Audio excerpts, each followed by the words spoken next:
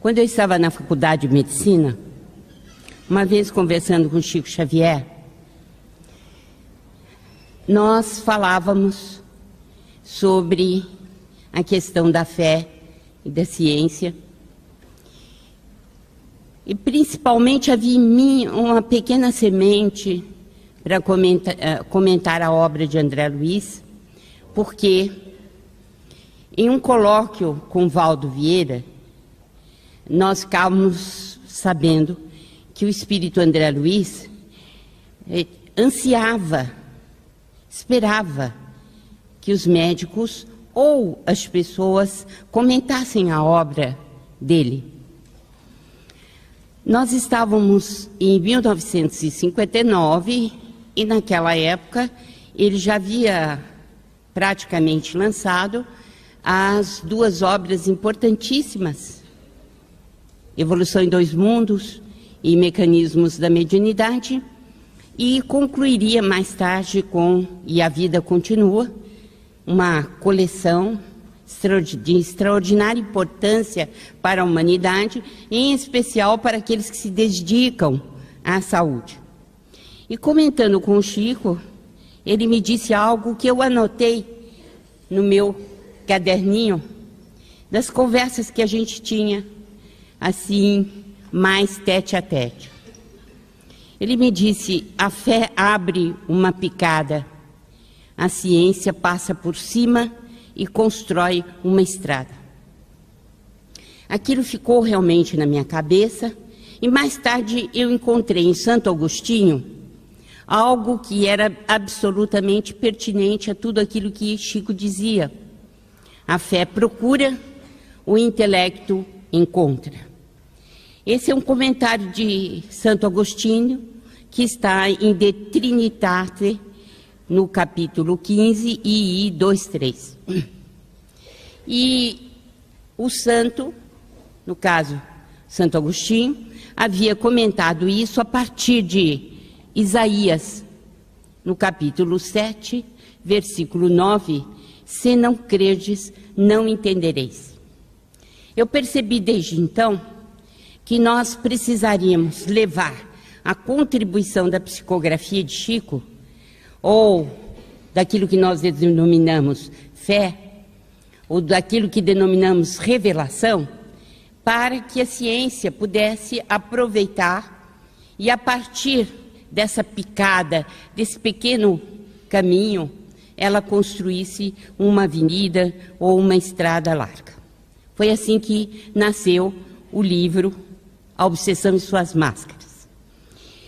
Encontrei no Evangelho de Jesus, em Lucas, no capítulo 4, versículos 33 a 35, que havia um homem possuído e que dizia constantemente ao Cristo: que temos nós contigo, Jesus de Nazaré? E Emmanuel comenta em Seara dos Médiuns que era uma obsessão direta, em que o Espírito conversava diretamente com Jesus. Em Marcos, no capítulo 5, nos versículos 2 a 13, nós vamos surpreender o gadareno manobrado por entidades cruéis e que Emmanuel detecta possessão e vampirismo, além da subjugação daquela inteligência, daquele espírito. Havia também o fato de ser um vampiro de suas forças físicas e espirituais. Em Mateus, no capítulo 9, versículos 32 a 33, vamos surpreender um homem mudo que estava sob o controle de um espírito.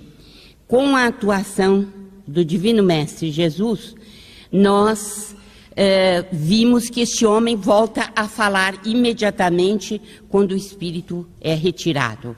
E Emmanuel nos diz que é uma obsessão complexa de corpo e alma.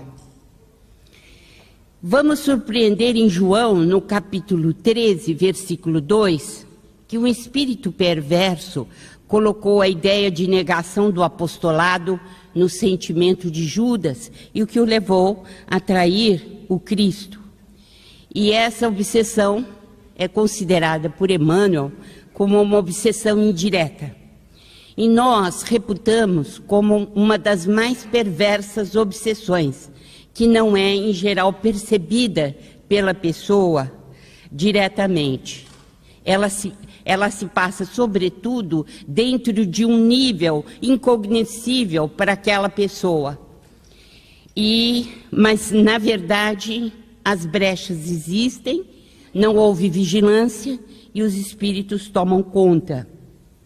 Em Atos dos Apóstolos, no capítulo 8, versículos 5 a 7, nós vamos surpreender Filipe, seguidor do Cristo, um dos seus discípulos, pregando entre os samaritanos. E a sua palavra, né, a sua exortação, a sua palestra em torno dos ensinamentos de Jesus, levaram a cura de samaritanos, né, que eram coxos, paralíticos, e em torno de dezenas deles apresentando essa doença, e com a simples palavra de Filipe, eles se curaram e deixaram de ser aleijados. Emmanuel nos diz que a obsessão coletiva, que são chamadas moléstias fantasmas, e que são reabilitadas a partir da desobsessão. Para nós entendermos a obsessão, é preciso partirmos para um estudo rápido do que seja mediunidade.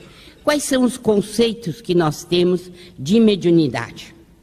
Aprendemos que médium é todo aquele que sente, em um grau qualquer, a influência dos espíritos. É importante o livro dos médiuns.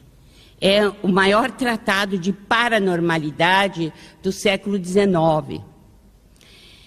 Nele nós vamos encontrar esta definição de Allan Kardec no capítulo 14. Mas nós temos também uma outra definição de Emmanuel, e que vamos encontrar em Mediunidade e Sintonia, um pequeno livro de grande alcance. Mediunidade é força mental, talento criativo da alma, capacidade de comunicação e de interpretação do espírito, ímã do próprio ser. Eu gostaria que se fixassem especialmente nessa expressão: capacidade de comunicação e de interpretação do espírito. Eu não pude elastecer muito no Obsessão e Suas Máscaras, que eu estou discutindo agora, mas eu o fiz neste último livro, Dom da Mediunidade, colocando essas definições de mediunidade e procurando discuti-las, para que a gente pudesse melhor entender esse fenômeno. Em André Luiz, nós vamos encontrar nos domínios da mediunidade uma outra definição muitíssimo importante, que, aliás, eu resgato também no livro O Dom da Mediunidade, para discutir as propriedades da mediunidade. A mediunidade é um dom inerente a todos os seres, como a faculdade de respirar. E cada criatura assimila as forças superiores ou inferiores com as quais sintoniza. Vocês ouviram o Sérgio falar a respeito daquela comunicação que nós não percebemos, mas que se dá espontaneamente entre nós e os desencarnados e os encarnados. Os nossos órgãos do sentido, eles não são suficientes para explicar esse tipo de ligação. Isso só se explica através da pineal, órgão, né, da mediunidade, então a glândula da vida mental. Na verdade, nós sintonizamos diversas áreas dos encarnados e encarnados, através desse fenômeno mediúnico que é inerente a todos nós. Mas não nos damos conta de que formamos um condomínio. Esse condomínio é constituído de espíritos do bem, de espíritos do mal. Espíritos que são nossos mentores e espíritos que formam conosco, pelo menos, né, alguém que ainda está inferiormente colocado e que está em busca de explicações. Então, a mediunidade é um dom inerente a todos os seres. E como se nós tivéssemos essa faculdade, como a faculdade de respirar que todos temos. E as forças superiores ou inferiores que sintonizam conosco vão depender dos nossos pensamentos. Kardec, os espíritos superiores e o próprio André Luiz nos dizem que a mediunidade depende da organização física. Com a aula anterior, vocês viram que depende da pineal. Portanto, depende, sim, da organização física. Não depende de adiantamento moral. Espíritos que estão já em certa hierarquia espiritual superior. Não. E a mediunidade, ela é democrática. Ela é espalhada entre todas as criaturas. Somente os médiuns ostensivos, o que são? O que quer dizer isso? Os médiuns que vêm com uma missão para trabalhar com a mediunidade, esses estão colocados nas mais diversas religiões, nos países diferentes, com cores diferentes, não importa, que faz parte da missão das criaturas encarnadas. Como não há uma certa evolução ainda, muitas vezes nós somos preparados no mundo espiritual. O nosso perispírito sofre uma determinada transformação para que a gente venha com a missão de ser médium ostensivo. E a boa notícia é que são milhares e milhares de médiuns que são preparados para descerem ao palco da Terra em missão. E a má notícia é que são raríssimos os que desencarnam, os que chegam do outro lado com a missão cumprida. Então, o perispírito, na verdade, é o princípio de todas as manifestações. Então, o que nós temos, na verdade, é a possibilidade de nos comunicarmos com os espíritos que formam os 20 bilhões de desencarnados, não estão, portanto, na Terra, e com os quais nós mantemos ligações de acordo com as nossas preferências. Essas ligações podem ser sentidas ou não. Então, vamos aos conceitos de obsessão. Segundo Allan Kardec, em O Livro dos Médiuns, no capítulo 23, obsessão é o domínio que alguns espíritos logram adquirir sobre certas pessoas.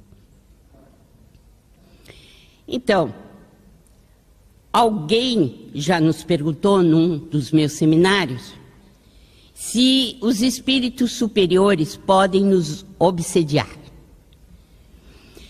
Está visto que não, pela própria definição, porque se eles nos dominam, já significa que não são espíritos superiores. Porque quanto mais evoluído é um espírito, mais livre ele deixa as pessoas para que funcione na sua totalidade o livre-arbítrio. Então, obsessão, nós estamos falando de mediunidade torturada, almas desajustadas. E o Livro dos Médiuns nos diz, no capítulo 23, que a influência dos espíritos é de todos os instantes, e mesmo os que não creem neles estão sujeitos a sofrê-la. Então não basta a pessoa dizer, eu não creio mesmo, eu não creio em nada. Isso não refresca nada, não quer dizer nada. Porque a influência dos espíritos é de todas as horas, quer a pessoa acredite, quer não. E as preferências vão se dando através do nosso cartão de visitas. Qual é o nosso cartão de visitas? A nossa aura. Aquela fotosfera psíquica que todos nós temos e que diz respeito aos pensamentos que exaramos continuamente. Por estas auras, somos nós conhecidos. Então, independe se a pessoa acredita ou não.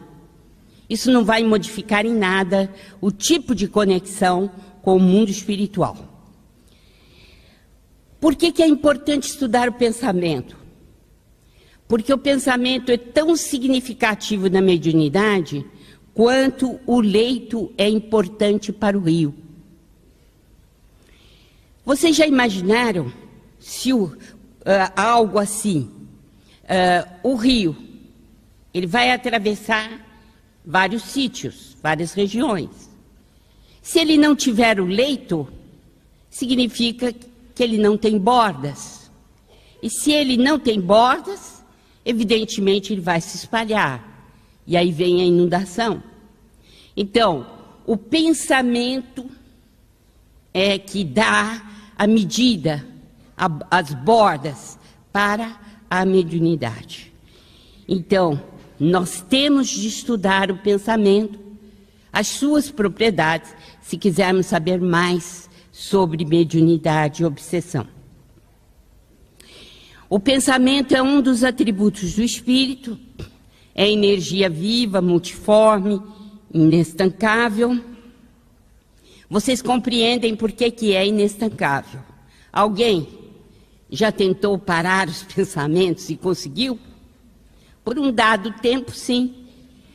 Mas, quando menos espera, eles são corcéis ou cavalos a dispararem, né, pelo campo afora. Porque nós não os controlamos. Então, é uma energia viva, multiforme, inestancável, que nasce da própria alma. O ser, nós, né, o ser assimila a força emanante do Criador e, transubstanciando-a, influencia na criação. Aqui nós voltamos ao conceito de matéria quintessenciada, porque a matéria quintessenciada é, na verdade, o fluido cósmico primitivo, é aquele que entra na formação de toda a matéria, seja conhecida ou desconhecida, e o pensamento é matéria. E essa matéria é desconhecida. Está aquém do hidrogênio, além do urânio, segundo André Luiz. Mas é matéria. Ainda não detectada pelos aparelhos comuns. Mas vai, se Deus quiser, estar entre nós aparelhagem suficiente para detectar o pensamento. Não vai demorar muito. Então, o que nós fazemos? Assimilamos os princípios vitais de Deus, assimilamos o princípio cósmico universal e, transubstanciando através do nosso pensamento, nós influenciamos na criação. É importantíssimo saber disso, porque nós temos um alto poder co-criador, criados à imagem de Deus. Imagem e semelhança de Deus, somos capazes de co-criar. Então, os pensamentos são constituídos de átomos mentais, em nova escala vibratória, aquém do hidrogênio, além do urânio. E algo importante ao qual já me referi ontem, o pensamento, ele é constituído de sentimento. Não existe pensamento exclusivamente racional. Não existe isso. É o sentimento que lhe dá forma, que lhe dá natureza. O sentimento, pois, é essencial quando se estuda o pensamento. As correntes de pensamento, elas nascem da profundeza do nosso ser, das emoções e desejos do espírito.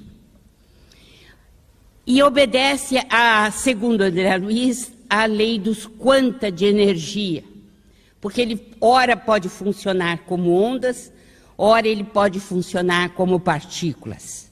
E nós já vamos vendo aí duas espécies de mediunidade. Aquela em que os pensamentos funcionam como ondas, que são as chamadas hipnóticas, ou as relações hipnóticas entre os seres, né? E as outras que funcionam como partículas, propriamente ditas, que são as mediunidades de incorporação, de psicografia e etc. Só que eu não vou entrar nesse terreno, né? Isso é terreno para a neurofisiologia da mediunidade. A consciência, então, emite ondas eletromagnéticas. Essas ondas eletromagnéticas são os nossos pensamentos.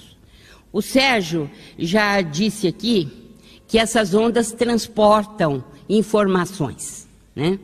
E é fácil porque o exemplo é comum. Você chama alguém pelo celular. As ondas do celular são eletromagnéticas, como as ondas do pensamento.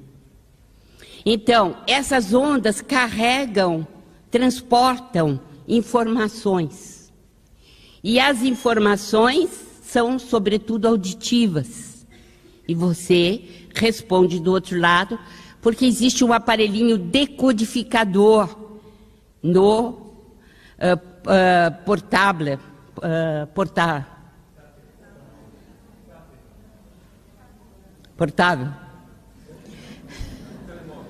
Telemóvel. Falando em francês. Telemóvel. Então, no telemóvel, você tem um decodificador que é capaz de dizer para você que tipo de onda você está recebendo. Essas ondas são especialmente acústicas e você escuta no seu ouvido. Mas, como o Sérgio já falou, você observa também o estado mental em que a criatura está do outro lado, né? Não carrega só esse tipo de emoção. Então, ele tem uma velocidade que supera a da luz e, portanto, ele precisa ter um decodificador orgânico, no caso a pineal, porque é incrível. Nós produzimos pensamentos que não podemos receber. Porque esses pensamentos, eles têm uma velocidade que supera a luz. Quem é que decodifica para você perceber os seus próprios pensamentos? É a pineal. Ela decodifica. Porque ela pega esse transporte, né, de ondas e transforma no quê? Ela transforma em energia neuroquímica. E que aquela neuroquímica vai ser entendida pelo seu cérebro. A luz se propaga no vácuo. Então, a propagação das ondas eletromagnéticas se dá pelo vácuo. Nós somos todos estações transmissoras e receptoras de televisão. Infelizmente, não damos muita bola para isso. Mas todos nós somos capazes de influenciar na vida humana e receber a influência dos outros muito mais do que nós pensamos. Então, nós somos capazes de formar pensamentos, imagens, moldes e cocriar, como eu já disse para vocês. Emmanuel explica admiravelmente bem, e André Luiz também, André Luiz no primeiro capítulo de Evolução em Dois Mundos, e Emmanuel no extraordinário livro A Caminho da Luz. Ele nos diz o seguinte, que os grandes devas, os espíritos superiores, são os co-criadores de grandes coisas, como, por exemplo, as estrelas. Quem foi o co-criador da Terra? Jesus. A massa informe veio do Sol. Jesus tomou dessa massa informe que lhe foi oferecida pelos espíritos de alta hierarquia que comandam o sistema solar e que estão no Sol, e ele cocriou a Terra. Através do quê? Seu pensamento. Esse mesmo poder de Jesus, é preciso que a gente fique mesmo pasmado. Nós temos. Mas utilizamos, infelizmente, para formar doenças no corpo, para determinar maldades no mundo à nossa volta. As nossas cocriações, elas são ainda em plano menor. E estamos influenciando na criação. Mas, felizmente, a lei de Deus é feita assim. As cocriações em plano menor e que são inferiores, na maioria de nós, terráqueos, por exemplo, elas se mantêm ao nosso lado, mas elas não são eternas. À medida que o tempo vai passando, as encarnações vão se sucedendo, nós conseguimos retirar de nós as cocriações sujas, as cocriações inferiores, que nós chamamos de maldades, mas que é a ignorância do bem, segundo os espíritos superiores.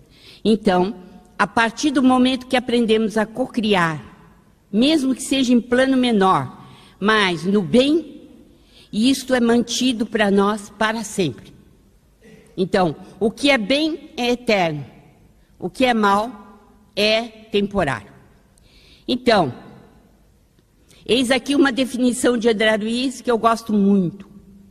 A ideia é um ser organizado por nosso espírito, aqui o pensamento dá forma e ao qual a vontade imprime movimento e direção. Veja a importância da ideia. Como ela modifica a nossa vida. Então, nós podemos imaginar o mundo que teremos no momento que as ideias forem para o bem, para o amor, para a construção espiritual. Teremos um novo mundo, sem dúvida nenhuma, dentro de um novo paradigma. Então, o pensamento tem uma propriedade, entre muitas, mas eu vou me ater a esta, a indução mental. São energias que atraem energias da mesma natureza. Então, o pensamento, ele tem por natureza a possibilidade de induzir, a indução mental. Então, o que significa isso? Você tem a capacidade natural de induzir a mente do outro. A sua ideia ser reproduzida na cabeça do outro. E é essa propriedade de indução mental que determina a mediunidade, a comunicação entre os seres. Já ouviram falar em física quântica em entrelaçamento? Essa é uma propriedade do pensamento. Nós formamos uma teia da vida, e estamos influenciando pelo pensamento bilhões de criaturas, e somos por eles influenciados. E a sintonia permite, então, a reprodução de uma onda mental em outra. Então, quando nós entramos na mesma faixa vibratória, nós recebemos a onda mental do outro e também podemos transmitir. Diz-nos André Luiz que estamos ligados em espírito com todos os encarnados ou desencarnados que pensam como pensamos. Você quer saber quais são as suas companhias? Você deseja saber? Faz um inquérito do que você pensa. Desde que você põe o pé para fora da cama, até que você vai dormir. Que a gente pensa assim, agora eu vou dormir, então agora eu vou fazer as minhas grandes conexões. Não, você já fez. Então, o teu dia a dia, o teu hora a hora é importantíssimo para a tua noite. E é importantíssimo para você saber com que espíritos você está lidando. Então, nós estamos ligados em espírito com todos os encarnados ou desencarnados que pensam como pensamos. Se somos médicos e temos a nossa faina diária de atender aos pacientes, como cirurgiões, como clínicos, etc., nós teremos a companhia de outros colegas que sintonizem conosco. Se é um enfermeiro, uma enfermeira, a mesma coisa. Ou alguém que goste da luta no campo, da vida no campo, vai ter companheiros que gostem também da parte agrícola e que estarão conosco. É natural. A ligação é essa. E assim por diante. Mas se gostarmos, infelizmente, né, da drogadição, ou álcool, ou outra dependência, ou se gostarmos de outros assuntos menos felizes, nós teremos as companhias correlatas. Ninguém foge disso. Então, os espíritos nos dizem que o fator espacial não conta para os pensamentos e para a interdependência. Então, aqui eu teria que falar no Teorema de Bell, mas apenas para dizer o seguinte, que esse entrelaçamento entre os pensamentos se dá fora de tempo e fora de espaço. Você pode ter um amigo situado na Conchichina, não importa, longe. Você estará unido a esse amigo em pensamento, por incrível que pareça. Então, nós vivemos em condomínio, segundo a questão 459 de O Livro dos Espíritos. Quando Allan Kardec pergunta afinal de contas, se os espíritos influem na nossa vida.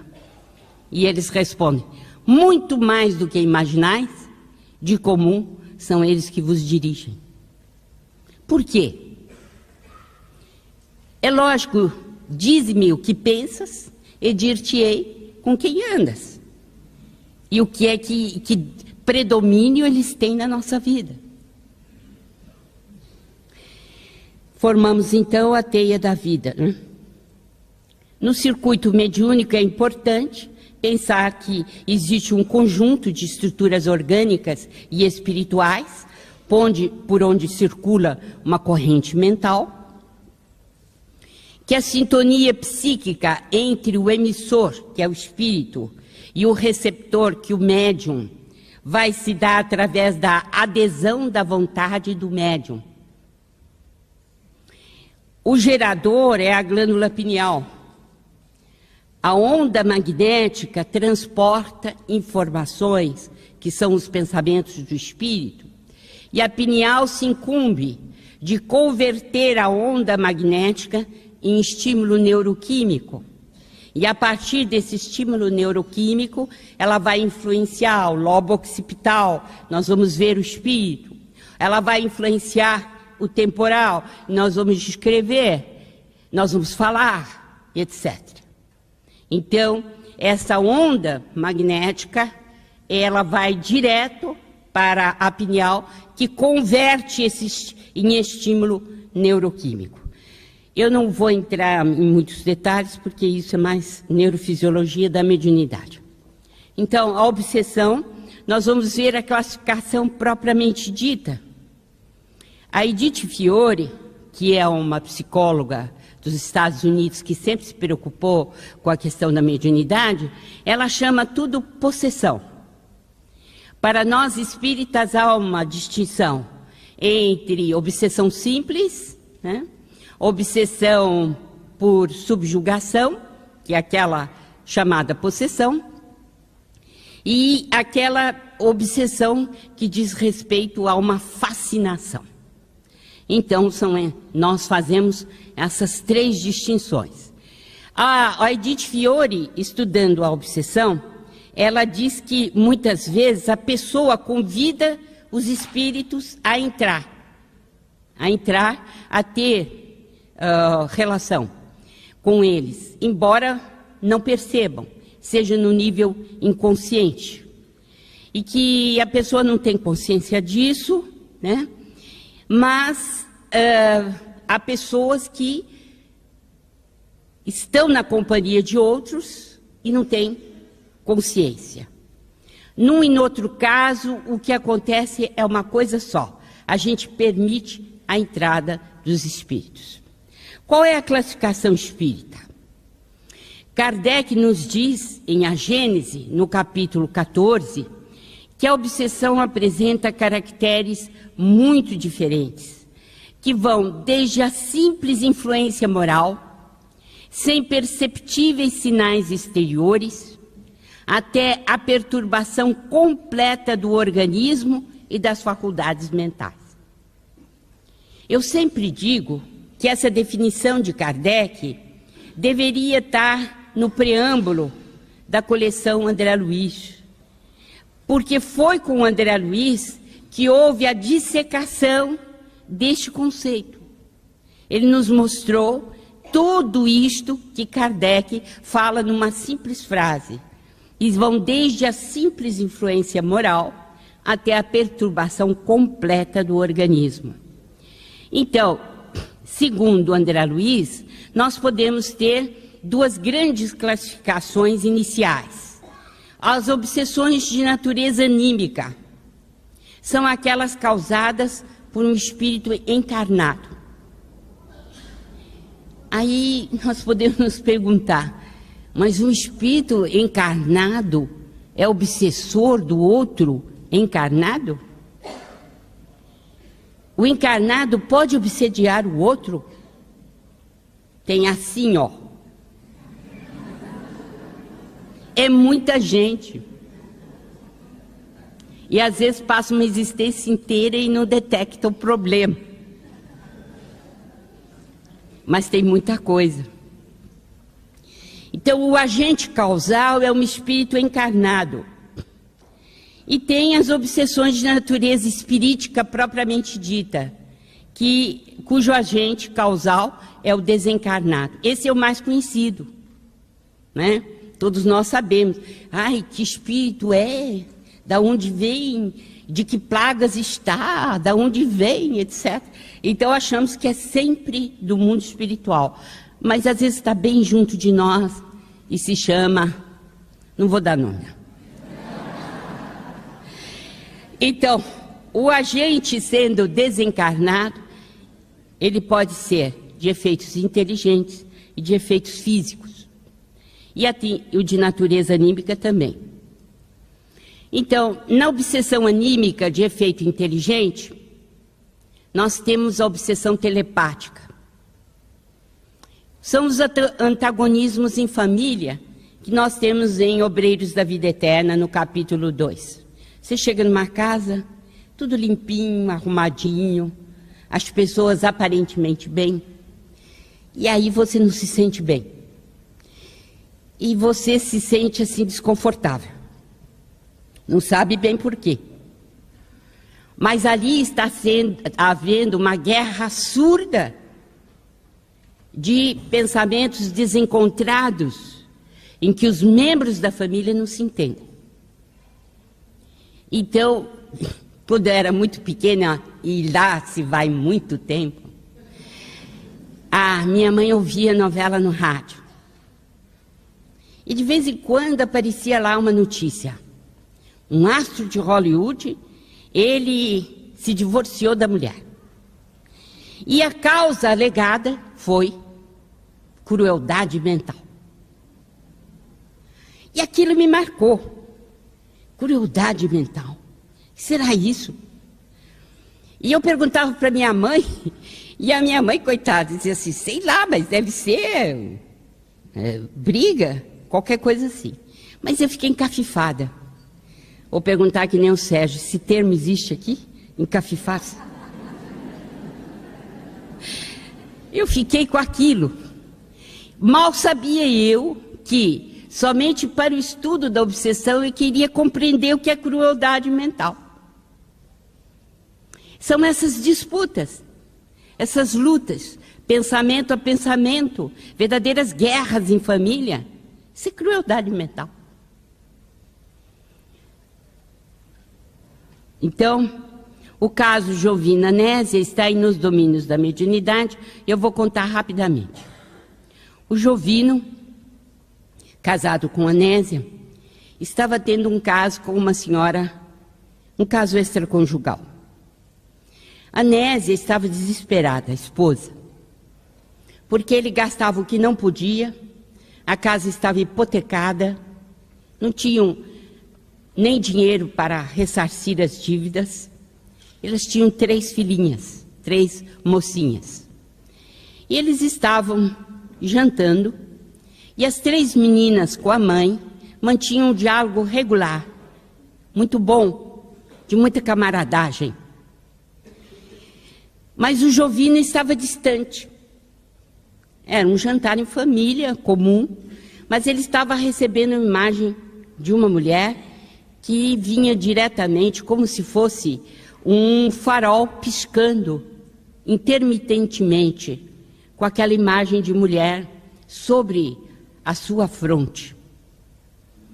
E ele estava alheio, completamente alheio à conversa familiar, terminou o jantar, escarrapachou-se na poltrona, leu as notícias do dia, engravatou-se todo, vestiu-se e saiu batendo a porta e dizendo que tinha negócios a resolver. E a mulher, Anésia, estava tão desesperada porque sabia que ele iria se encontrar com esta senhora. E ela começou a fazer esses pensamentos em torno desta senhora, da imagem desta senhora, e iniciou uma verdadeira guerra mental com este espírito encarnado, esta senhora. Quando André Luiz, Emmanuel e Aulus estavam presenciando a cena, viram que praticamente se materializou aquela senhora que ela estava pensando e que de fato era a companheira extraconjugal, e começaram a estabelecer um diálogo muito difícil entre elas. E aquilo deixou-a semi-morta, desesperada. Anésia estava a pique de sossobrar, ela não tinha condições mentais para continuar. Mais tarde, os mentores a levaram para um clube noturno, enquanto ela dormia, né, sob efeito do sono, eles a levaram para ver o marido realmente dançando com essa senhora num clube noturno. Mas eles disseram que ela deveria perdoá-los, porque eram crianças que não sabiam o que faziam. E que enquanto ela continuasse com essa guerra mental, ela iria ter desperdícios enormes do ponto de vista de fluido vital e que adoeceria gravemente. Eu pensei que isso não fosse tão comum, mas no grupo espírita Caiba Schutel, né, ao qual nós nos filiamos, nós já pegamos 3 casos que são idênticos. E as pessoas as mulheres estão passando muito mal do ponto de vista, inclusive, de saúde. Então, essa obsessão é chamada obsessão telepática. Existe a auto-obsessão, um acúmulo de formas, pensamentos negativas na aura da pessoa, pelos seus atos. Por exemplo, um investigador de polícia que abusou do poder, mandava surrar os presos, e quando chegou na terceira idade, ele estava confuso, os seus pensamentos não fluíam naturalmente, e ele foi procurar um médium a pagamento. Infelizmente no Brasil isso é comum, graças a Deus por aqui não, né? Então, esse investigador de polícia queria uma explicação para o seu caso. E Gúbio, que era o instrutor de André Luiz em libertação, disse o seguinte: olha, ele não vai encontrar a explicação que ele precisa aqui, porque esse médium não está a serviço da reforma íntima, e nem de orientar perfeitamente as pessoas que aqui vêm.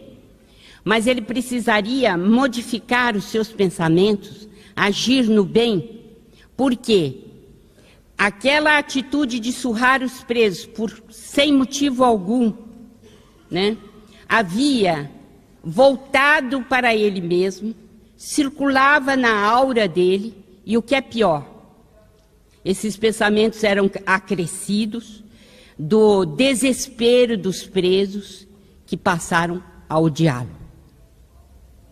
Então isso pode ser aplicado a qualquer um de nós, na autoobsessão. Dependendo do tipo de pensamentos, de ações nossas, nós podemos, infelizmente, né, ter a nossa aura invadida por nossas próprias imperfeições. O escritor que André Luiz entrevistou nas regiões profundas, nem umbral era. Melhor a gente não falar muito, né? Estava bem para baixo da terra. E ele, então, havia escrito um livro, e esse livro tinha causado muitos danos à juventude, do ponto de vista mental. E ele recebia na aura, essas influências que ele havia criado, tanto assim que enquanto ele era entrevistado por André Luiz, um dos personagens do seu livro avançou na direção dele, tentando estrangulá-lo. É o caso das ideias criadas por nós mesmos. Se nós queremos saber as ideias criadas por nós mesmos, e não temos assim, né, não temos ideia do campo mental, quem tiver computador e internet em casa, fica sabendo o que é criação mental. O computador, ele está cheio desta onda mental do mundo inteiro. E lidar com ele significa saber lidar com as nossas próprias emoções, para não embarcarmos em qualquer barca rachada. Então, na obsessão anímica, existem ainda os que persistência da personalidade anterior. Nós trazemos de outras vidas a fixação mental em uma dada existência e vamos encontrar um caso na senhora assassinada, que está aí nos domínios da mediunidade no capítulo 22, em que ela começa a dar uma comunicação como se fosse um espírito estivesse incorporado nela. Mas Aulus explica que não é. Que é a personalidade anterior dessa senhora que está falando. Então é a persistência da personalidade anterior, que todos conhecemos como sendo um quadro anímico, nós mesmos dando uma comunicação por incorporação. E a pessoa não se dava conta de que era ela mesma, porque na verdade aquilo era inconsciente, vinha do seu inconsciente essa personalidade. Outra questão da obsessão anímica é a parceria na adicção. Estudei o caso Cláudio Nogueira, que ele tinha parceiros no abuso do álcool. Por que a gente não considera isso como um caso de obsessão espirítica? Por quê? Porque ele, Cláudio, não foi submetido a nada, ele mesmo abriu campo para os companheiros. Então isso é visto como uma obsessão anímica e pode ser visto em Sexo e Destino no capítulo 6 e capítulo 8 e nos domínios da mediunidade no capítulo 15 e no mundo maior no capítulo 14. Vamos às obsessões espiríticas de efeitos inteligentes. Temos, por exemplo, a ação maléfica ou perturbadora de espíritos desencarnados. Eis aqui o vampirismo com simbiose e parasitose.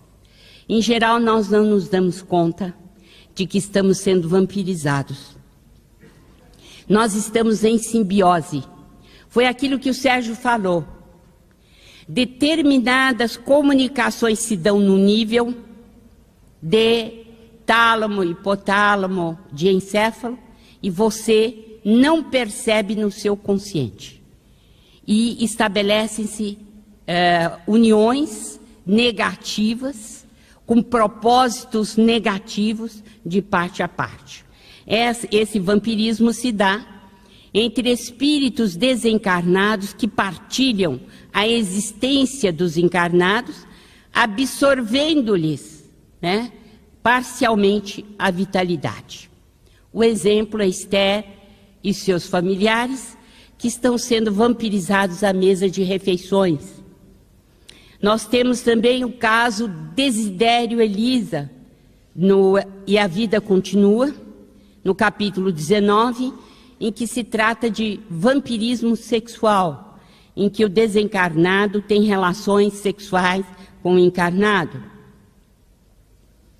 Também temos simbioses e neuroses. Não apenas favorecem o furto psíquico, mas ocasionam também doenças nervosas complexas. O caso Américo, por exemplo, Nos Domínios da Mediunidade, no capítulo 24, ele tem perturbações histéricas.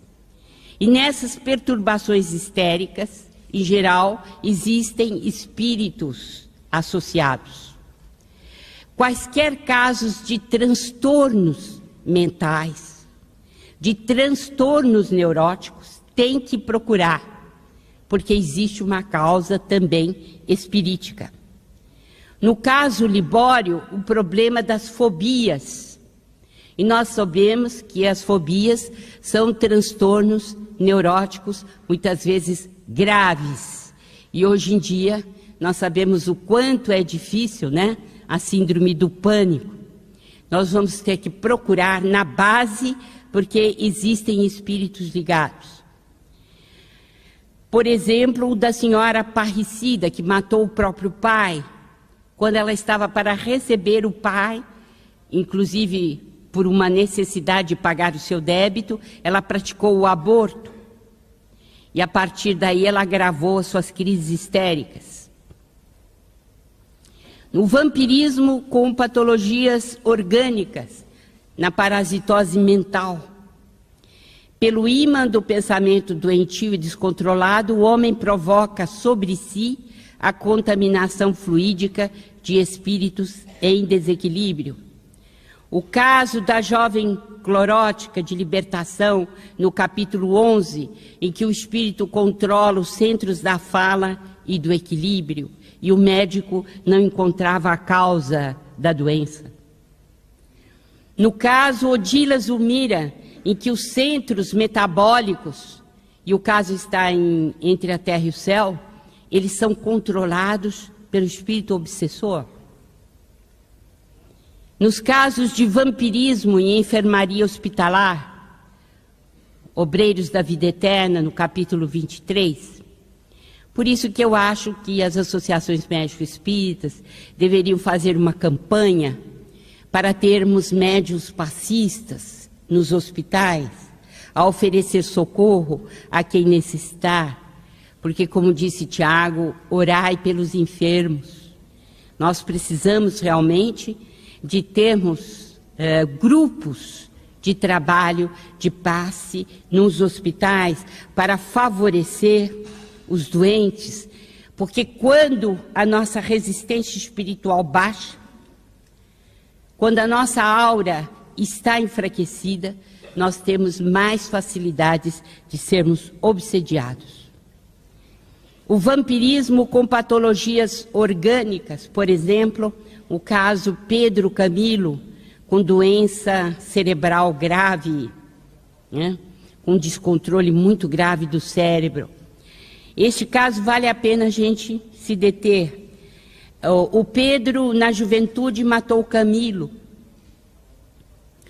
E ninguém ficou sabendo, a polícia não conseguiu decifrar o caso.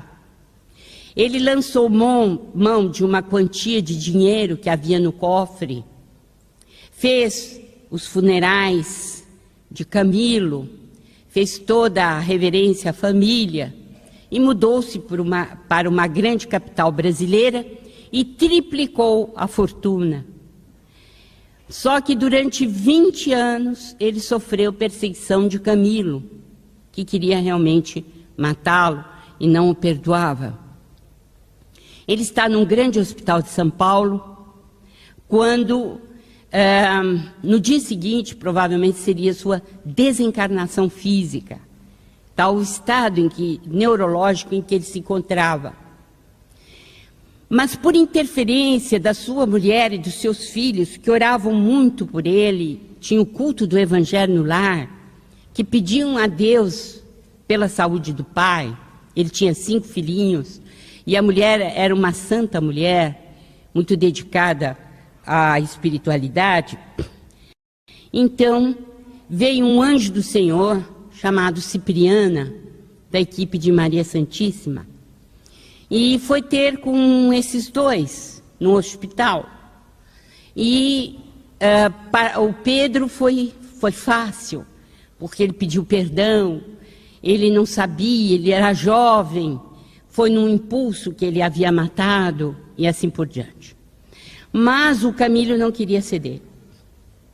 E ela demorou bastante para falar paulatinamente ao seu coração, pedir que ele perdoasse, que ele deixasse, que a vida seguiria seu curso. E realmente as suas palavras são belíssimas, e elas estão impregnadas de muito amor, e ela consegue, afinal de contas, convencer Camilo a perdoar. Quando ela consegue, Camilo é recolhido por uma equipe de espíritos superiores que o levam para a reencarnação. E o Pedro, que deveria morrer no dia seguinte, segundo os cálculos de André Luiz, no dia seguinte ele sai lépido, fagueiro, cheio de vida, junto com a esposa e os 5 filhinhos, para ir viver uma vida sossegada no seu lar. Vemos aí que a interferência dos espíritos é muito grande na nossa vida. O caso Margarida, todos os centros metabólicos de pressão arterial estão controlados por uma falange de 60 espíritos inferiores. Realmente um caso muito grave, mas finalmente, pela interferência, de espíritos superiores, como Matilde, ela consegue se libertar também.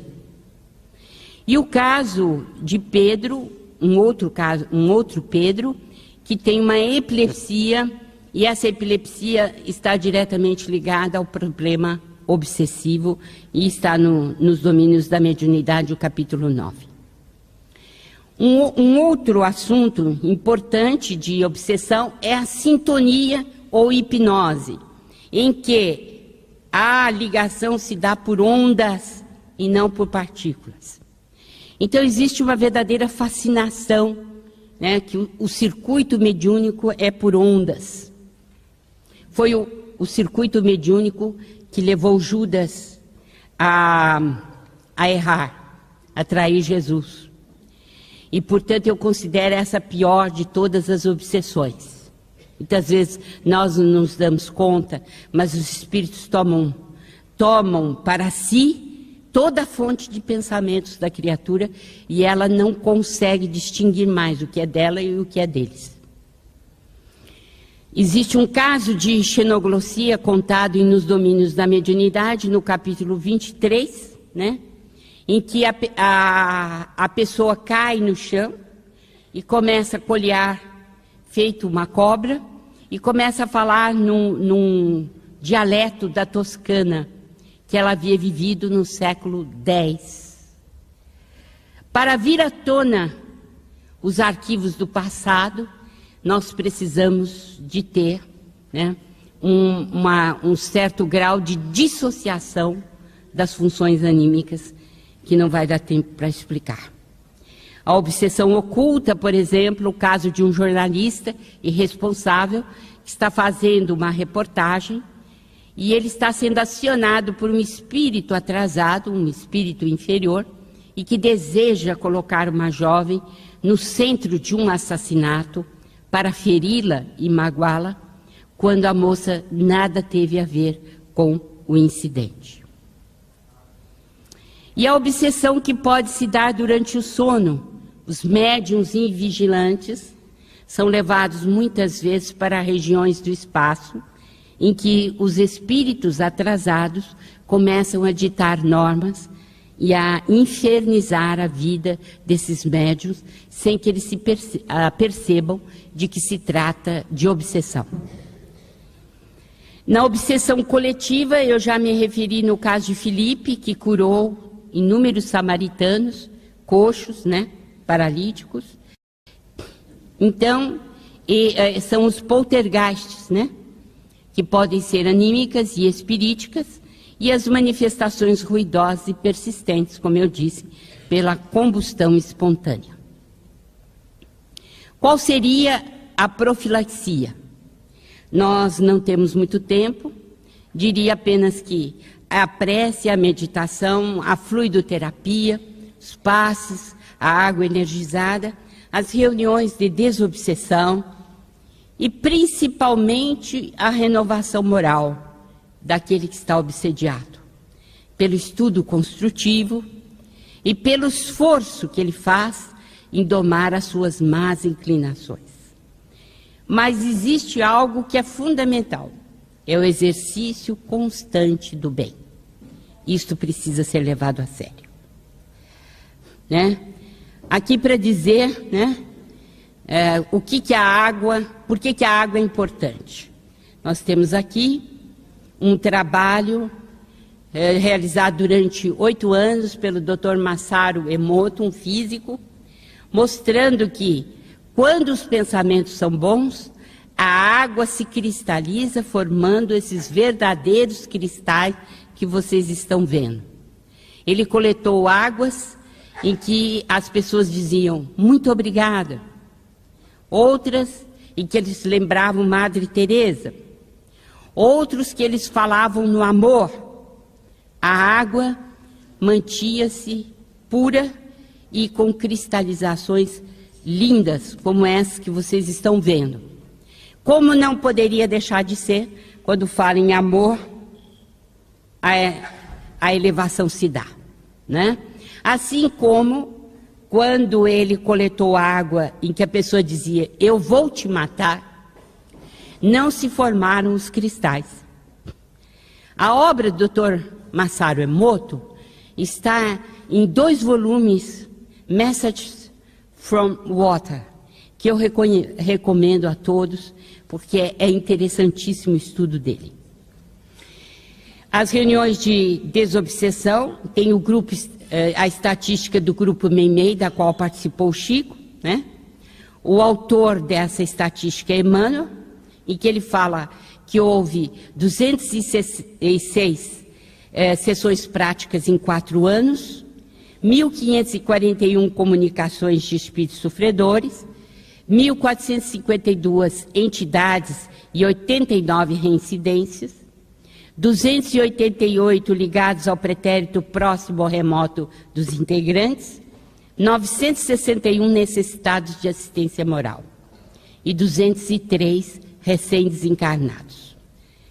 Quanto ao tipo, casos de licantropia, com mudança do perispírito para a forma animal, 474 casos de alienação mental, 203 casos de choque por desencarnação, 19 suicidas, 64 perseguidores da doutrina espírita e um caso de animismo com 644 perturbações diversas.